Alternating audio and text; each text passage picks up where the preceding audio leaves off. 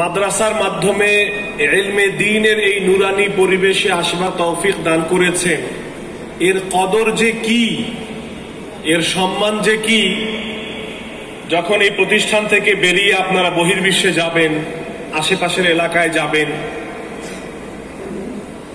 বহির্বিশ্বে যাওয়ার সুযোগ হবে, তখন বুঝে আসবে যে আসলে একজন আলেমের কদর কত বেশি।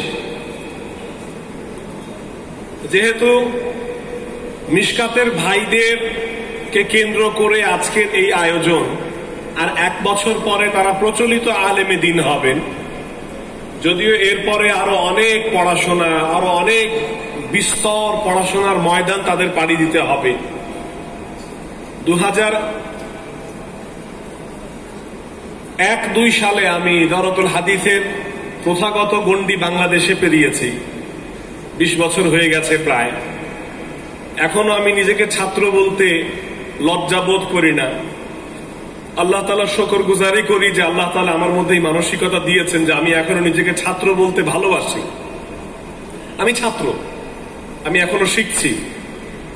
তো যেহেতু মিশকাতের ভাইদেরকে কেন্দ্র করে আজকের এই আয়োজন, তো আপনারা খুব খেয়াল করে শুনুন, এবং এর পাশাপাশি অন্য ভাই যারা আছেন, অন্য জামায়াতের, অন্য দার্সের, অন্য সুফুফের যে ভাইরা আছেন, তারাও একটু খেয়াল করে শুনুন।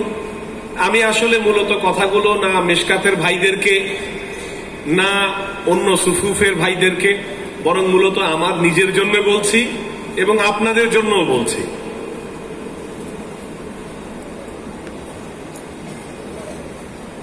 স্বপ্ন বড় করতে হবে। একটা মানুষ তার স্বপ্নের সমান বড়, এটা আমাদেরকে আমাদের আকাবেরিনরা শিখিয়েছেন। মনে রাখতে হবে, আল্লাহ তাআলা আপনার মাথায়, আমার মাথায় টুপি দেওয়ার কারণে, মুখে দাড়ি দেওয়ার কারণে, শরীরে সুন্নতি লিবাস দেওয়ার কারণে আমার আপনার কিন্তু এখন রাস্তায় দাঁড়িয়ে পেশাব করার কোনো সুযোগ নেই। প্রকাশ্যে অপ্রকাশ্যে বাঁ হাতে কোনো খাবার ইচ্ছাকৃতভাবে গ্রহণ করবার কোনো সুযোগ নেই। একটা কথা খুব খেয়াল করে শুনুন। গত কয়েকদিন আগে আমাকে একজন সাংবাদিক একটা কথা বলেছেন, আমার খুব ভালো লেগেছে, অসম্ভব ভালো লেগেছে। আমি আমার জন্য বলছি যে যখন আপনাকে 100টা লোক চেনে, তখন আপনি যা ইচ্ছা তাই করতে পারেন, কিন্তু যখন আপনাকে ইউটিউবের সুবাদে, প্রচারের সুবাদে, লেখালেখির সুবাদে, বয়ানের সুবাদে, বংশীয় পরিচয়ের সুবাদে, শিক্ষাগত যোগ্যতার সুবাদে, টাকা পয়সার দাপটের সুবাদে বা অন্য কোনো দুনিয়াবি আসবাবের কারণে, আসবাবের সুবাদে অসংখ্য মানুষ আপনাকে চেনে, তখন কিন্তু আপনি যা ইচ্ছা তাই করতে পারেন না। আপনার মন চাইলো একটা বাস যাচ্ছে, একটা ইটের চাকা উঠিয়ে ঠাস করে মেরে দেব, এটা কিন্তু আমার আপনার দ্বারা এখন সম্ভব হবে না, কারণ আমি আর আপনি এখন ছোট নই। আল্লাহ তাআলা আমাকে আর আপনাকে সমঝ দিয়েছে, সমাজের এমন একটি স্পেশাল কাতারে আমাদেরকে আল্লাহ তাআলা সম্মান দিয়েছেন, যেই সম্মান 10টা লোক, অসংখ্য লোক হাজার চেষ্টা সাধনা করেও পাবে না। এজন্য মোহতারাম উলামায়ে কেরাম, ভাইরা, ছাত্র ভাইরা, স্বপ্নকে বড় করেন, ভাবেন আমার, আপনার, আমাদের, আপনাদের কাজের ক্ষেত্র শুধু ওই মসজিদ আর মাদ্রাসা নয়, অনেক অনেক অনেক অনেক বিস্তৃত, ব্যাপ্ত, বড়, প্রশস্ত।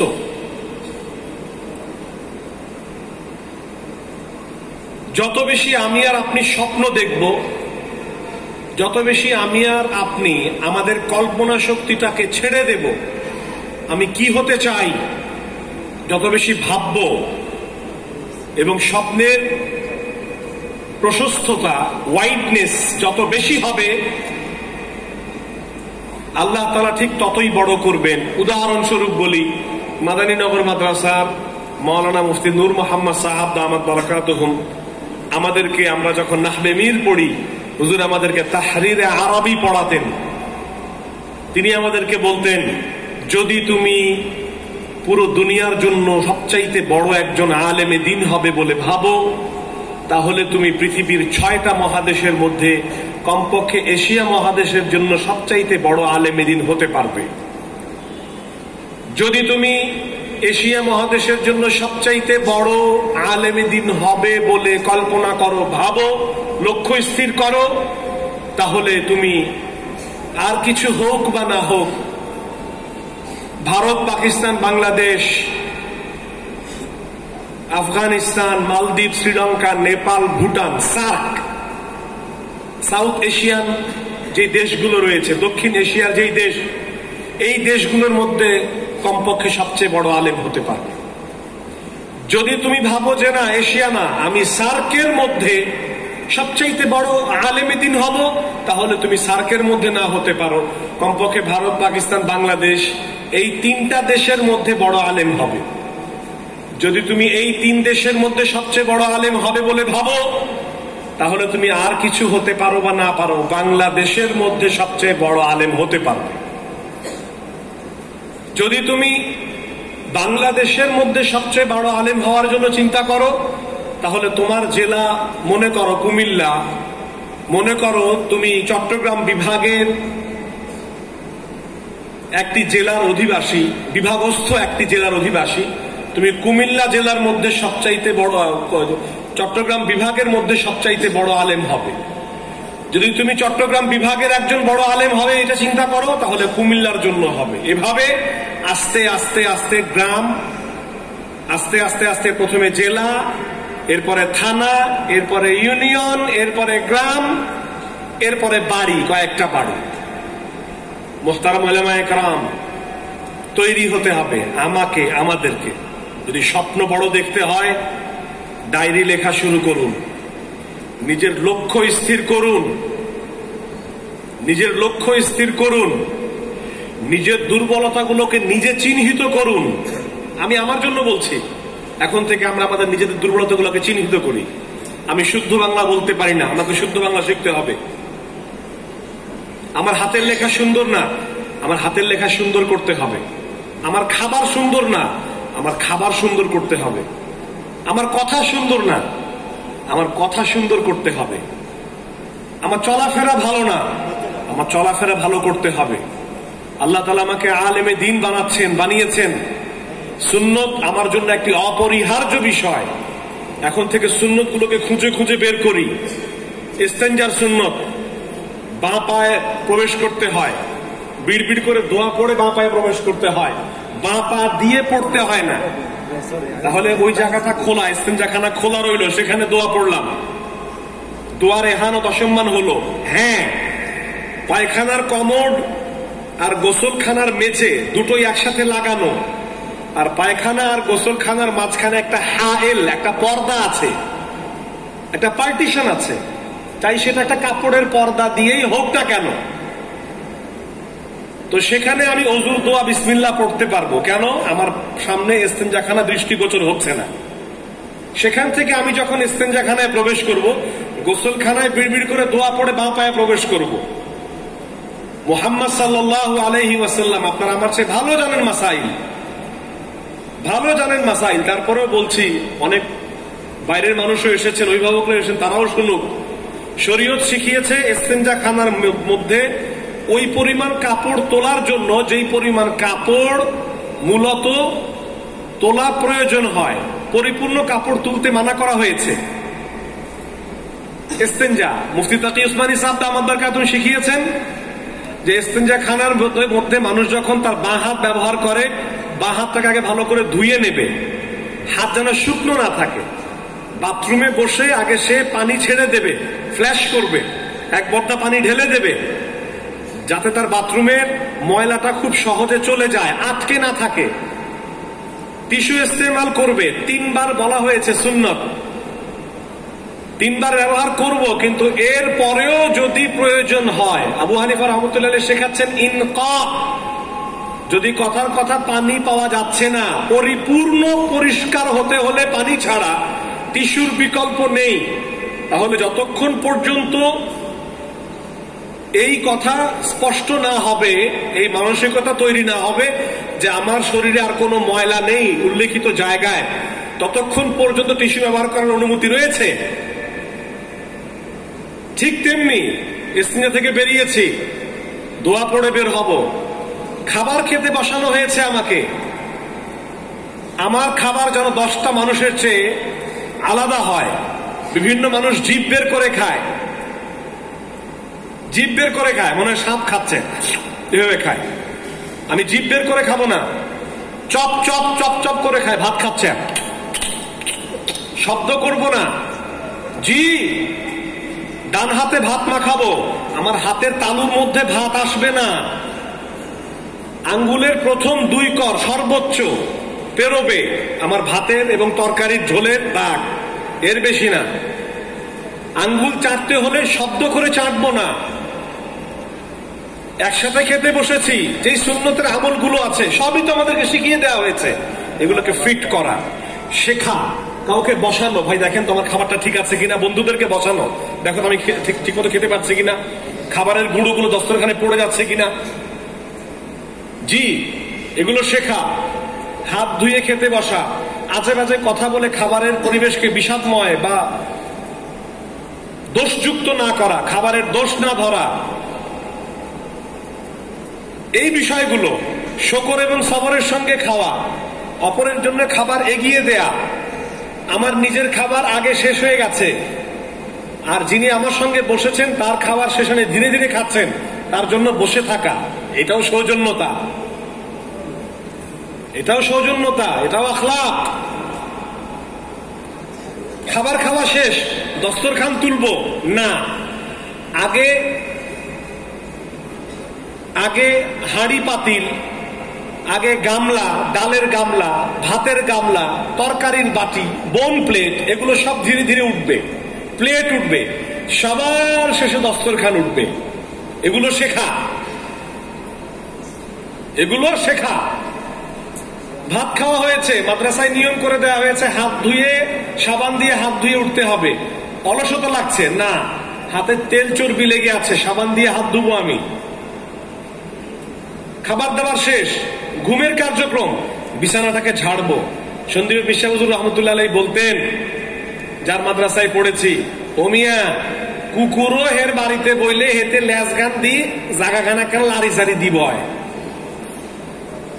কুকুরও কোন জায়গায় বসলে তার লেজ দিয়ে তার জায়গাটাকে একটু বাড়ি দিয়ে বসে। আল্লাহ আমাদেরকে আলেম বানিয়েছেন, আশরাফুল মাখলুকাত, আলেম হয়েছি আমরা, আলেম হচ্ছি। তো আমরা আমাদের বিছানাকে ঝেড়ে শুব। আমাদের অনেকের লালা পড়ে মুখ থেকে, এটা দোষ না, এটা অভ্যেস হতে পারে, আল্লাহ দিয়েছেন এই জিনিস। একটা ছোট তোয়ালে ব্যবহার করবো বিছানার উপরে, মাথায় তেল দিয়ে শোয়া, মিসওয়াক করে শোয়া।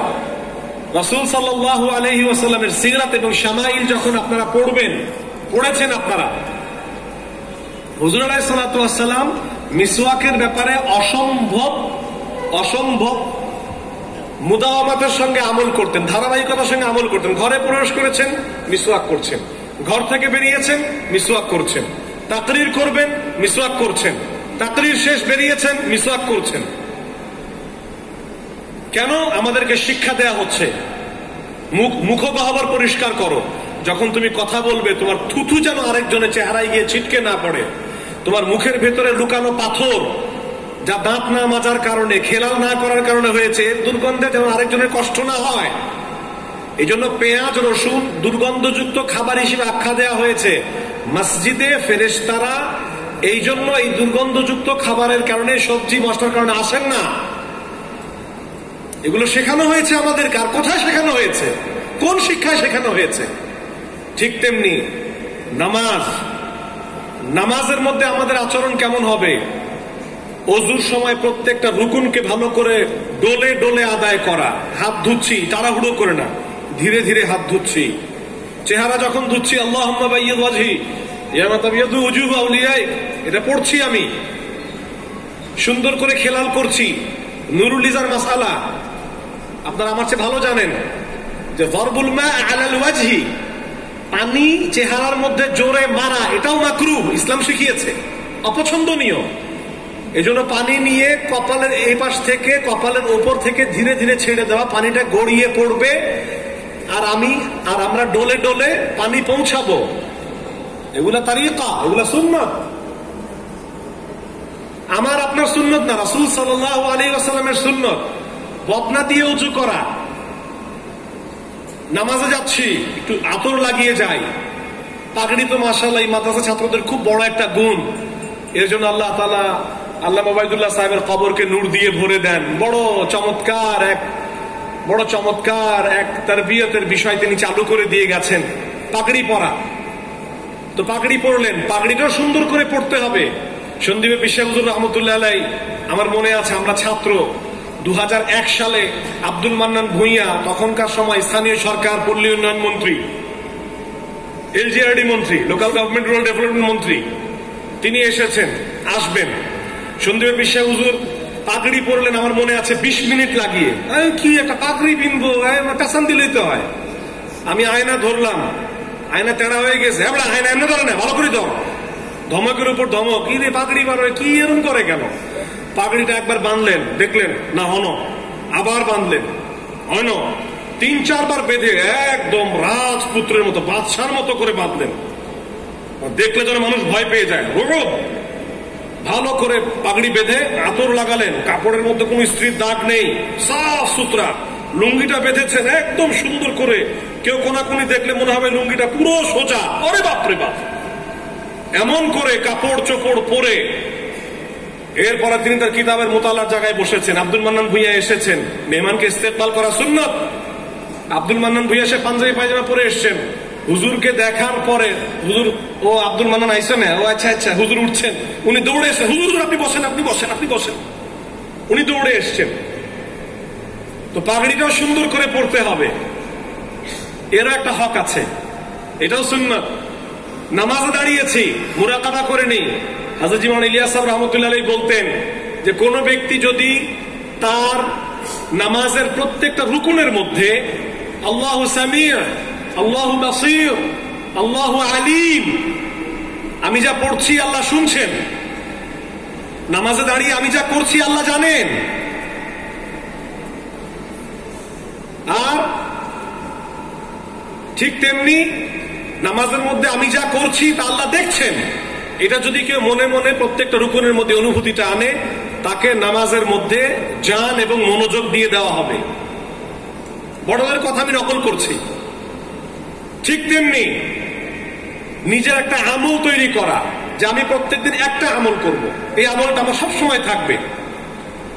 আপনাদেরকে বলেছি যে রোজ নামচা লেখার ব্যাপারে আল্লামা আবু তাহের মিসবাহ সাহাব দামাত বারকাতুহুল আলিয়া, তার সম্পর্কে অনেকে অনেক কথা বলে, আর আমি হুজুরের সম্পর্কে এই শব্দ এইভাবে ব্যবহার করি, উনি হচ্ছেন আমাদের বাংলাদেশে ইসলামী সাহিত্য এবং আরবি সাহিত্যের এবং বাংলা সাহিত্যের লিফট। মানুষ সিঁড়ি দিয়ে ধীরে ধীরে ওঠে, আর হুজুর এক টানে আমাদেরকে অনেক উপরে নিয়ে গিয়ে দেখিয়েছেন আসলে আমাদের শান কি, আমাদের সাহিত্যের মর্যাদাটা কি হওয়া চাই, সাহিত্যে বিচরণের ক্ষেত্রটা আমাদের কি হওয়া চাই। আবু তাহের মিসবাহ সাহাব দামাত বারকাতুহুল আলিয়া, হুজুর আমাদেরকে শিখিয়েছেন, হুজুরের কাছে আমরা শিখেছি এই কথাগুলো, যে নামাজের মধ্যে যখন দাঁড়াবেন, নামাজে দাঁড়ানোর সময় নিজের মধ্যে এই মানসিকতা তৈরি করা। ঠিক তেমনি রোজ নামচার ব্যাপারে বলছি, হুজুর রোজ নামচার ব্যাপারে উৎসাহ দিয়েছেন। এটা সময়কে দাম দেয়, নিজেকে ভবিষ্যতে বড় দেখতে চায়, সময়কে আজকে দাম দিচ্ছে, কালকে সময় তাকে দাম দেবে, এমন তালিমে ইলম, এমন মানুষের জন্য অবশ্য কর্তব্য একটা জিনিস। বাংলাদেশের সাবেক অর্থমন্ত্রী আবুল মাল আব্দুল মুহিত, 80-র ওপরে বয়স, আমি তার মতো এত স্মৃতিশক্তি সম্পন্ন ইংরেজি শিক্ষিত লোক দেখিনি। আমি বলছি আপনাদেরকে, তিনি আমাকে বলেছেন, সিলেটের মানুষ, যে আমি ক্লাস 2 থেকে ডায়েরি লেখা শুরু করেছি, ক্লাস 2 থেকে। এবং বিশ্বাস করবেন কিনা জানি না, রেজভি নওয়াজ চ্যানেলের এক সাংবাদিক, তাকে নিয়ে আমি গিয়েছি তার কাছে একটা কাজে। তো দেখলাম তিনি তার ডায়েরি বের করে লিখছেন যে আজকে রেজভি নেওয়াজ এবং ফয়জুল্লাহ কাসেমি সাহেব নামে দুজন ব্যক্তি এসেছিলেন, আমার কাছে এতক্ষণ থাকলেন, এই আলোচনা হলো, টপ টপ করে লিখে ফেললেন। তো গোছানো, মুনাজ্জাম, মুনতাজাম একটা জিন্দেগি একজন আলেমের হবে। খোদার কসম করে বলি, মুফতি আমিনী সাহেব হুজুর রহমতুল্লাহ আলাইহি, আল্লামা আতাউর রহমান খান, মুফতি ওয়াক্কাস, মুফতি শহীদুল ইসলাম, এদের প্রত্যেকের প্রথম বড় পরিচয় এরা মাদ্রাসায় পড়ুয়া আলেমে দ্বীন এবং দারসের শাহকার, শাহসাওয়ার। এখান থেকে যখন বেরিয়েছেন, সে আব্দুল আজিজ মুহাদ্দিস দেহলভী রহমতুল্লাহ আলাইহি সেই চরিত্রটা অর্জন করেছেন। আব্দুল আজিজ মুহাদ্দিস দেহলভী রহমতুল্লাহ খান কাওয়ালা বুজুর্গ ছিলেন। যখনই ইংরেজ সরকার মুসলমানদের উপর এই ফতোয়া চাপিয়ে দিল যে আজ থেকে আর ইংরেজ সরকারের বিরুদ্ধে কথা বলা যাবে না, ফতোয়া দেওয়া হারাম হবে, আরো বিভিন্ন কিছু বলা হলো, তখন আব্দুল আজিজ মুহাদ্দিস দেহলভী রহমতুল্লাহ খানকা ছেড়ে নামলেন এবং বললেন হিন্দুস্তান এখন আর দারুল আমান না, দারুল হার্ব, অমুসলিমদের দেশ, এখন লড়াই করতে হবে, লড়াই লড়তে হবে। লড়েছেন। এদের প্রত্যেকের পরিচয়, আমিনী সাহেব হুজুর, খান সাহেব হুজুর, মুফতি ওয়াক্কাস সাহেব হুজুর, মৌলানা শহীদুল ইসলাম সাহেব হুজুর, এদের প্রত্যেকের পরিচয় প্রথমে আলেম, এরপরে এরা এমপি। মুফতি আমিনী সাহেবের জিন্দেগি দেখেন, মুনাজ্জাম জিন্দেগি, মুনাজ্জাম জিন্দেগি। তো এরা প্রত্যেকেই এই পর্যায়ে এসেছেন একটা লক্ষ্য স্থির করে। মুহতারাম উলামায়ে কেরাম, ছাত্র ভাইরা, সুন্নতের পাবন্দি ছাড়া কোন মানুষ আল্লাহর দরবারে প্রিয় হতে পারে না।